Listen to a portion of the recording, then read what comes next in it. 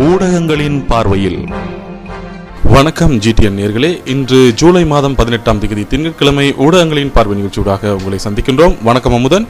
வணக்கம் ஸ்டீஃபன். வணக்கம் நேயர்களே. இன்றும் நாம் வழமை போல முதலாவதாக வீரகேசரி பத்திரிகையின் பிரதான தலைப்புச் செய்தியாக குடாநாட்டு மக்கள் தன்னை பிணை எடுப்பார்கள் என்று ஜனாதிபதி மஹிந்த கனவு காண்கிறார். இதனாலேயே படை பட்டாளம் அனுப்பி வைப்பு பிரசார கூட்டத்தில் மாவை சேனாதிராஜா MP என்ற தலைப்பில் அந்த செய்தி வெளியிடப்பட்டிருக்கிறது. சர்வதேச அழுத்தங்களிலிருந்து தப்பிப்பதற்கு யாழ் குடாநாட்டு மக்கள் தன்னை பிணை எடுப்பார்கள் என ஜனாதிபதி மஹிந்த ராஜபக்ச கனவு காண்கிறார். இதற்காக தனது படை பட்டாளத்தை குடாநாட்டுக்கு இவர் அனுப்பி வைத்துள்ளார் என்று தமிழ் தேசிய கூட்டமைப்பின் செயலாளரும் பாராளுமன்ற உறுப்பினருமான மாவை சேனாதிராஜா தெரிவித்தார். எத்தனையோ துன்ப துயரங்களையும் உயிரிழப்புகளையும் பொருட்சேதங்களையும் சந்தித்த போதும் கடந்த பொதுத் தேர்தலில் கிழக்கு மாகாண மக்கள் தமிழ் தேசிய கூட்டமைப்புக்கே ஆதரவளித்து உறுப்பினர்களை தெரிவு செய்தனர். அதேபோல இம்முறையும் குடாநாட்டு மக்களும் செயற்பட வேண்டும். பேச்சுவார்த்தையில் அரசாங்கம் எம்மை ஏமாற்றுகிறது. இத்தகைய ஏமாற்று வித்தைகளுக்கு நாம் இடமளிக்க முடியாது எனவும் மாவை சேனாதிராஜா இதன் போது தெரிவித்துள்ளார். வீரகேசரி பத்திரிகையின் மற்றொரு செய்தியாக கூட்டமைப்பின் வெற்றியை உறுதிப்படுத்துவது தமிழ் மக்களின் வரலாற்று கடமையாகும். மனோ கணேசன் வலியுறுத்தல் கூட்டங்களிலும் பங்கேற்பு என்ற தலைப்பில் ஒரு செய்தி வெளியிடப்பட்டிருக்கிறது. வடக்கில் உள்ளூராட்சி மன்ற தேர்தலில் போட்டியிடும் தமிழ் தேசிய கூட்டமைப்பின் வேட்பாளர்களுக்கு வாக்களித்து கூட்டமைப்பின் வெற்றியை உறுதி செய்ய வேண்டியது தமிழ் மக்களின் வரலாற்று கடமையாகும். அதனால்தான் வடக்கில் கூட்டமைப்பின் வெற்றிக்காக நானும் தேர்தல் பிரசார கூட்டங்களில் கலந்து கொண்டு உரையாற்றி வருகிறேன் என்று யாழ்ப்பாணத்தில் தங்கியுள்ள ஜனநாயக மக்கள் முன்னணியின் தலைவர் மனோ கணேசன் தெரிவித்தார். மற்றொரு செய்தியாக நீதியானதும் சுதந்திரமானதுமான தேர்தலை வடக்கில் நடத்தவே அரசாங்கம் நடவடிக்கை. வன்முறைக்கு அனுமதி இல்லை என்கிறார் அமைச்சர் சுசில் என்ற தலைப்பில் ஒரு செய்தி வெளியிடப்பட்டுள்ளது. வடக்கில் சுதந்திரமானதும் நீதியானதுமான தேர்தலை நடத்தவே அரசாங்கம் நடவடிக்கைகளை எடுத்து வருகிறது. வடக்கில் மக்கள் ஜனநாயகத்தில் அதிக அளவில் நம்பிக்கை வைத்துள்ளனர். வன்முறை சம்பவங்களை நாங்கள் ஒருபோதும் அனுமதிக்க மாட்டோம் என்று ஐக்கிய மக்கள் சுதந்திர முன்னணியின் செயலாளரும் அமைச்சருமான சுசில் பிரேமஜயந்த தெரிவித்தார். வடக்கில் நீதியான தேர்தல் நடைபெறாத விடுத்து அரசாங்கத்திற்கும் கூட்டமைப்புக்கும் இடையிலான பேச்சுவார்த்தைகள் ஸ்தம்பிதம் அடைந்து விடும் எனவும், எனவே அரசாங்கம் வடக்கு தேர்தலை நீதியாக நடத்த வேண்டும் எனவும் தெரிவித்தமை தொடர்பில் விவரிக்கும் போதே அமைச்சர் சுசில் பிரேமஜயந்த இதனை தெரிவித்துள்ளார். மேலும் வடக்கு தேர்தலை உள்ளூராட்சி மன்ற தேர்தல் என்று கருதாது அதில்தான் நாட்டின் எதிர்காலம் தங்கியுள்ளது என்பதனை மனதில் கொண்டு அரசாங்கம் நீதியான தேர்தலை நடத்த முன்வர வேண்டும் என்று, உள்ளூராட்சி மன்ற தேர்தல் நீதியாக சுதந்திரமாக நடத்தப்பட்டால் மாத்திரமே தமிழ் தேசிய கூட்டமைப்புக்கும் அரசாங்கத்துக்கும் இடையிலான பேச்சுவார்த்தை தொடர்ந்து நடைபெறும் என ரணில் விக்ரமசிங்க குறிப்பிட்டிருந்தார். இந்த நிலையில் சுசில் பிரேமஜயந்த இந்த விடயம் குறித்து மேலும் குறிப்பிடுகையில், வடக்கில் உள்ளூராட்சி மன்ற தேர்தலில் போட்டியிடும் ஐக்கிய மக்கள் சுதந்திர முன்னணியின் வேட்பாளர்கள் மிகவும் உற்சாகமான முறையில் தேர்தல் பிரசார பணிகளில் ஈடுபட்டு வருகின்றனர். யாழ்ப்பாண மாவட்டத்தில் 16 உள்ளூராட்சி மன்றங்களிலும் கிளிநொச்சி மாவட்டத்தில் 3 சபைகளிலும் தேர்தல் நடைபெற உள்ளது. அவற்றில் ஐக்கிய மக்கள் சுதந்திர முன்னணியின் வேட்பாளர்கள் போட்டியிடுகின்றனர். உள்ளூராட்சி மன்ற தேர்தல் மிகவும் சுதந்திரமாகவும் நீதியாகவும் நடத்தப்படும். வாக்காளர்கள் சுதந்திரமான முறையில் தாம் விரும்பிய வேட்பாளர்களுக்கு வாக்களிக்க முடியும். யாழ் தீவக பகுதிகளில் கூட தேர்தல் பிரசார பணிகள் மிகவும் சுதந்திரமாக இடம்பெற்று வருகின்றன. தேர்தல் தொடர்பில் மக்கள் நம்பிக்கையும் ஆர்வம் உள்ளவர்களாக இருக்கின்றனர். அந்த மக்கள் ஜனநாயகம் மீது சிறந்த நம்பிக்கையை கொண்டுள்ளனர். நான் ஐக்கிய மக்கள் சுதந்திர முன்னணியின் பொதுச் செயலாளர் என்ற வகையில் அடிக்கடி யாழ்ப்பாணத்திற்கு விஜயம் செய்கிறேன். யாழ்ப்பாணத்திலும் கிளிநொச்சியிலும் சுதந்திரமான முறையில் தேர்தல் பிரசார பணிகளை முன்னெடுப்பதற்கு எவ்விதமான தடையும் இல்லை. இரவு 10 மணி மற்றும் 11 மணி வரை தேர்தல் பிரசார பணிகள் முன்னெடுக்கப்படுகின்றன. சில இடங்களில் வன்முறை சம்பவங்கள் இடம்பெற்றதாக கூறப்படுகிறது. ஆனால் வன்முறை சம்பவங்களை எவரும் ஏற்றுக்கொள்ள மாட்டார்கள். நாங்களும் ஒருபோதும் அவற்றை அனுமதிக்க மாட்டோம். எனவே வடக்கில் நீதியான தேர்தலை நடத்துவதற்கு அரசாங்கம் அர்ப்பணிப்புடன் நடவடிக்கைகளை மேற்கொள்ளும் எனவும் அமைச்சர் சுசில் பிரேமஜயந்த தெரிவித்துள்ளார். வீரகேசரி பத்திரிகையின் மற்றொரு செய்தியாக ஐக்கிய தேசிய கட்சி வேட்பாளர் மீது மருதங்கணியில் தாக்குதல் என்ற தலைப்பிலும் ஒரு செய்தி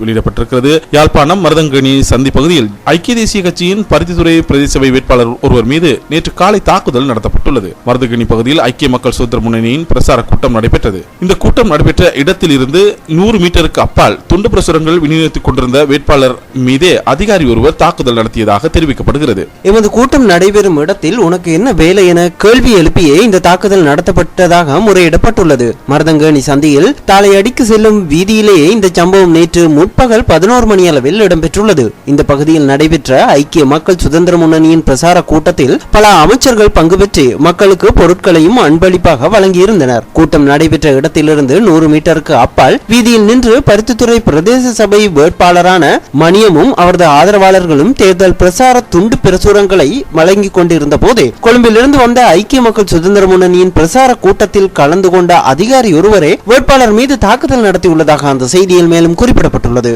உள்ளூராட்சி தேர்தல் ஏற்பாடுகள் பூர்த்தி 80 விதமான வாக்காளர் அட்டைகள் விநியோகம் என்ற தலைப்பிலும் வீரகேசரியில் மற்றும் ஒரு செய்தி வெளியிடப்பட்டிருக்கிறது. எதிர்வரும் 23ஆம் தேதி நடைபெறவுள்ள உள்ளூராட்சி சபை தேர்தலுக்கான சகல பணிகளும் பூர்த்தியடைந்துள்ளதாக தேர்தல் திணைக்களம் தெரிவித்துள்ளது. 65 உள்ளூராட்சி சபைகளில் 5688 வேட்பாளர்கள் போட்டியிடும் அதே வேளையில் 875 உறுப்பினர்கள் தேர்ந்தெடுக்கப்பட உள்ளனர். இந்த தேர்தலில் பங்கு கொள்ள 26,30,975 வாக்காளர்கள் வாக்களிக்க தகுதி பெற்றுள்ளனர். அரசியல் கட்சிகள் 20ம் 72 சுயேட்சை குழுக்களும் இந்த தேர்தலில் போட்டியிடுகின்றன. வாக்காளர்கள் தமது வாக்குகளை பதிவு செய்வதற்காக 2226 வாக்குச்சாவடிகள் ஸ்தாபிக்கப்பட்டுள்ளன. பாதுகாப்பு நடவடிக்கைகள் பலப்படுத்தப்பட்டுள்ளதுடன் கிளிநொச்சியில் தேர்தல் நடவடிக்கைகளை சிறந்த முறையில் முன்னெடுத்துச் செல்லும் நோக்கில் தேர்தல் செயலகம் ஒன்று நிறுவப்பட்டுள்ளதாக தேர்தல் திணைக்களம் தெரிவித்துள்ளது. இதனிடையே உள்ளூராட்சி மன்ற தேர்தல்களில் வாக்களிப்பதற்காக வாக்காளர் அட்டை விநியோகம் நேற்று முன்தினம் நிறைவடைந்துள்ளதாக அஞ்சல் திணைக்களம் தெரிவித்துள்ளது. நேற்று முன்தினம் வரை 80 வீதமான வாக்காளர் அட்டைகள் விநியோகிக்கப்பட்டுள்ளதாகவும் அஞ்சல் மா அதிபர் MKP திசாநாயக்க தெரிவித்தார். வாக்காளர் அட்டைகள் இதுவரை கிடைக்க பெறாதவர்கள் தமது பிரதேச அஞ்சல் அலுவலகங்களுக்கு சென்று அவற்றை பெற்றுக்கொள்ள முடியும் எனவும் அவர் தெரிவித்துள்ளார். வீரகேசரி பத்திரிகையின் மற்றும் ஒரு செய்தியாக தமிழ் மக்களுக்கு நடந்த கொடுமைகளை எமது பகுதியிலேயே மேடை போட்டு சொல்ல வேண்டிய நிலை, ஒற்றுமைக்காக சிந்தித்தால் பிரச்சனைக்கு தீர்வு காணலாம் என்கிறார் சித்தார்த்தன் என்ற தலைப்பில் ஒரு செய்தி வெளியிடப்பட்டிருக்கிறது. யுத்தத்தின் கொடூரத்தால் சிக்கியவர்களை பார்த்தவர்களும் இன்று அரச கட்சிக்கு வாக்களிக்கின்றனர். இன்று தமிழ் மக்களுக்கு நடந்த கொடுமைகளை எமது பிரதேசங்களிலேயே மேடை போட்டு சொல்ல வேண்டிய அளவுக்கு நிலைமை உள்ளது என்று புலைட்டமைப்பின் தலைவரும் முன்னாள் எம்பியுமான தர்மலிங்கம் சித்தார்த்தன் தெரிவித்தார். மக்கள் சக்தியே பாரிய சக்தியாகும். அரசியல் கட்சிகள் அல்ல.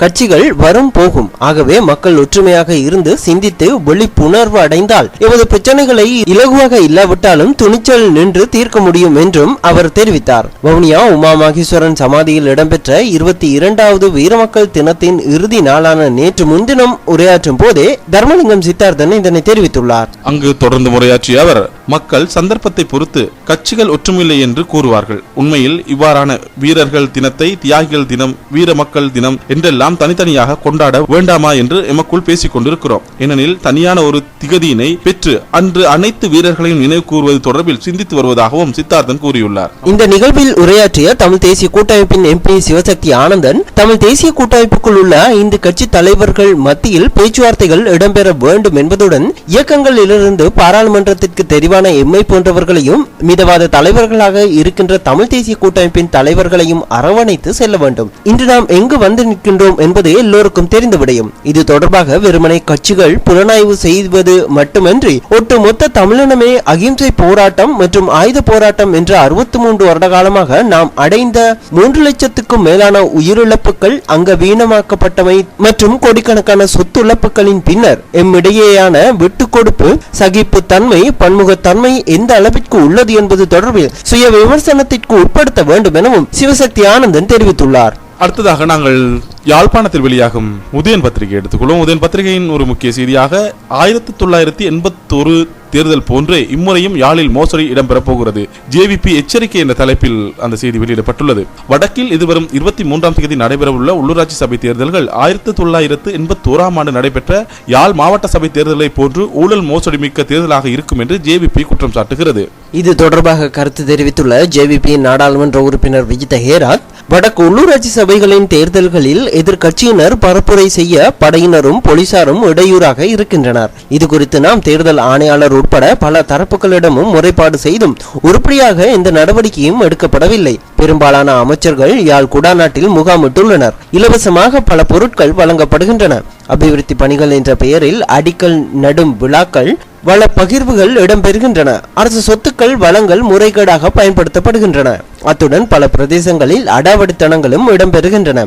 மொத்தத்தில் இது ஒரு சுதந்திரமான நேர்மையான தேர்தலாக இருக்க போவது இல்லை எனவும் JVPயின் நாடாளுமன்ற உறுப்பினர் விஜித ஹேராத் தெரிவித்துள்ளார். உதயன் பத்திரிகையின் மற்றொரு செய்தியாக அமைச்சர் டக்ளஸை தமிழன் என்றல்ல மனிதன் என கூறுவதே வெட்கக்கேடு என்ற தலைப்பில் ஒரு செய்தி வெளியிடப்பட்டிருக்கிறது. வன்னியில் நடந்த கடைசி கட்ட போரில் ஒன்றும் நடக்கவில்லை, ஒருவரும் கொல்லப்படவில்லை என்று வாய்க்கூசாமல் பொய் கூறுகிறார் அமைச்சர் டக்ளஸ் தேவானந்தா. அவரை தமிழன் என்று கூறவே வெட்கப்பட வேண்டும். தமிழன் என்று மட்டுமல்ல மனிதன் என்று கூறுவதற்கே வெட்கப்பட வேண்டும் என்று தெரிவித்தார் ஜனநாயக மக்கள் முன்னணியின் தலைவர் மனோ கணேசன். கிளிநொச்சியில் நேற்று நடைபெற்ற தமிழ் தேசிய கூட்டமைப்பின் பரப்புரை கூட்டத்தில் கலந்து கொண்டு பேசிய போது அவர் இதனை தெரிவித்தார். இங்கு தொடர்ந்து முறையாற்றிய மனோ கணேசன், தென்னிலங்கையில் அரசுக்கு வாக்களித்த மக்கள் அங்கு ஜனாதிபதியையும் அமைச்சர்களையும் காணவில்லை என்று தேடுகின்றனர். ஏனெனில் அவர்கள் எல்லோரும் இங்கே முகாமிட்டுள்ளனர். மக்கள் மீது அக்கறை கொண்டுள்ள ஜனாதிபதியோ அமைச்சர்களோ இங்கு வரவில்லை. போர் குற்ற விசாரணை, சேனல் 4 தொலைக்காட்சி போன்றவற்றை நிரூபிக்கும் குற்றச்சாட்டுகள் பொய்யானவை என்று சர்வதேசத்திற்கு காட்டுவதற்காகவே அவர்கள் இங்கு வந்துள்ளதாக மனோ கணேசன் தெரிவித்துள்ளார். வேட்டிக்கும் சேலைக்கும் சில அற்ப சொற்ப சலுகைகளுக்கும் சோடை போபவர்கள் அல்ல எமது மக்கள். அவர்கள் மானமுள்ளவர்கள். இதை அரசு புரிந்து கொள்ள வேண்டும். 1983ஆம் ஆண்டு தமது சொந்த இடங்களில் விட்டு சிங்கள காடையர்களால் விரட்டப்பட்டு வன்னியில் வாழும் இந்திய வம்சாவளி மக்களும் தமிழ் தேசிய கூட்டமைப்புக்கே வாக்களிக்க வேண்டும் என மனோ கணேசன் கூறியுள்ளார். வாக்குறுதிகளை அள்ளி வழங்கும் அமைச்சர்களை நம்ப வேண்டாம். அவர்கள் தமிழ் மக்களை ஆதரிக்க அல்ல, அழிக்கவே வந்துள்ளனர். தமிழ் மக்கள் தாம் கோழைகள் அல்லர் என்பதை இந்த தேர்தலில் நிரூபிப்பார்கள் எனவும் மனோ கணேசன் தெரிவித்துள்ளார். உதயன் பத்திரிகையின் மற்றொரு செய்தியாக, தமிழ் மக்கள் அளிக்கும் தீர்ப்பை அறிவதற்கு கூட அமைச்சர்களும் சிங்கள கட்சியினரும் இங்கு இருக்கார். நிலைமையை விளக்குகிறார் ஆனந்த சங்கரி என்ற தலைப்பில் ஒரு செய்தி வெளியிடப்பட்டுள்ளது. அன்றும் இன்றும் என்றுமே சோதனைகளும் வேதனைகளும் ஏற்பட்ட போதெல்லாம் தமிழ் மக்களுடன் தமிழ் மண்ணில் நிலைத்து நின்றவர்கள் என்று இருப்பவர்கள் தமிழ் தேசிய கூட்டமைப்பினர் தான். இன்று தற்காலிக கூடங்களை அமைத்துக் கொண்டு இங்கே தங்கி இருக்கும் அமைச்சர்களும் சிங்கள கட்சியினரும் தேர்தல் முடிவுகளை கேட்க கூட இங்கே இருக்க மாட்டார்கள். எனவே மானமுள்ள தமிழர்களான நாம் எவருடைய மிரட்டலுக்கும் அஞ்சாமல் தமிழ் தேசிய கூட்டமைப்புக்கே வாக்களித்து நமது தமிழ் தேசியத்தை பாதுகாக்க வேண்டும் என தமிழ் தேசிய கூட்டமைப்பின் சிரேஷ்ட தலைவர்களுள் ஒருவரான ஆனந்த சங்கரி வேண்டுகோள் விடுத்தார். பச்சிலைப்பள்ளி பிரதேச சபைக்கான கூட்டணி வேட்பாளர்களுக்கு ஆதரவு வழங்கும் வகையில் பழைய பஸ் நிலையத்தில் நடைபெற்ற பிரசார கூட்டத்தில் பிரதம அதிதியாக கலந்து கொண்டு உரையாற்றும் போதே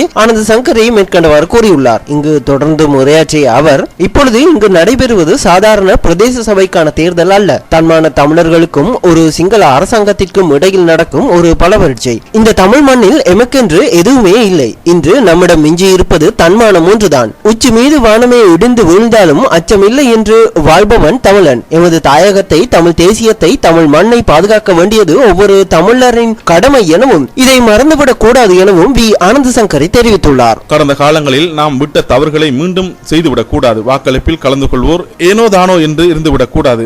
நம்மை பாதுகாக்க இன்று நம்மிடம் இருக்கும் ஒரே ஆயுதம் வாக்குகள் மட்டும்தான் என ஆனந்த சங்கரி குறிப்பிட்டுள்ளார். அடுத்ததாக தமிழகத்தில் வெளியாகும் தினமணி பத்திரிகை எடுத்துக்கொள்ளும். தினமணி பத்திரிகையின் ஒரு முக்கிய செய்தியாக தீவிரமடைகிறது விசாரணை என்ற தலைப்பில் ஒரு செய்தி வெளியிடப்பட்டிருக்கிறது. மும்பை குண்டுவெடிப்பு சம்பவம் தொடர்பான விசாரணை தீவிரமடைந்துள்ளது. குண்டுவெடிப்பில் தொடர்புடையவர்கள் என சந்தேகிக்கப்படுபவர்களின் உருவப்படங்கள் வரையப்பட்டுள்ளன. இவற்றை வைத்து மகாராஷ்டிரா பயங்கரவாத எதிர்ப்பு படை, பிற மாநில போலீசார் தீவிரமாக விசாரணை நடத்தி வருகின்றனர். இதுவரை கிடைத்த தகவல்களின் அடிப்படையில் நாட்டின் பல்வேறு பகுதிகளில் போலீசார் தேடுதல் வேட்டையை தீவிரப்படுத்தியுள்ளனர். இதுகுறித்து மகாராஷ்டிரா பயங்கரவாத எதிர்ப்பு படை தலைவர் ராகேஷ் மரியா கூறிய போது, சந்தேகத்திற்குரிய நபர்களின் உருவப்படங்கள் விசாரணையில் ஈடுபட்டுள்ள முக்கிய அதிகாரிகளுக்கு மட்டும் வழங்கப்பட்டுள்ளன. அனைவரும் அறிந்து கொள்ளும் வகையில் வெளியிடப்படவில்லை. ஏனெனில் அதனை பார்த்து குற்றவாளிகள் உஷாராகிவிட வாய்ப்புள்ளது. மேலும் ஒரு சிலரது படங்கள் தயாராகி வருவதாகவும் ராகேஷ் மரியா தெரிவித்துள்ளதாக அந்த செய்தியில் மேலும் குறிப்பிடப்பட்டுள்ளது. உத்தரப்பிரதேசம், குஜராத், தில்லி, மேற்கு வங்கம், ஆந்திரம், கர்நாடகம் உள்ளிட்ட மாநில போலீசாருடன் இணைந்து விசாரணை நடத்தி வருகிறோம். முன்பு நிகழ்ந்த குண்டுவெடிப்பு சம்பவங்களில் கைதானவர்களிடமும் தீவிர விசாரணை நடைபெற்று வருகிறது. குண்டுவெடிப்பின் போது அப்பகுதியில் இருந்தவர்கள் பலர் உபயோகமான தகவல்களை வழங்கியுள்ளதாகவும்